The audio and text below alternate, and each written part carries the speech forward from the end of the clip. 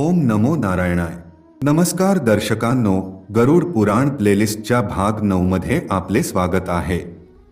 मागील भागात म्हणजे भाग 8 मध्ये तुम्ही यम लोकांसोबत सर्वात भयंकर नरकांबद्दल पाहिलं. या 7 नरकांशिवाय असे आणखी शेकडो नरक आहे जिथे प्राणिमात्राला केलेल्या पापांसाठी आणि कर्मासाठी भयंकर वेदना भोगाव्या लागतात. आजच्या या सादरीकरणात आपण मुख्य 28 नरकांबद्दल जाणून घेणार आहोत.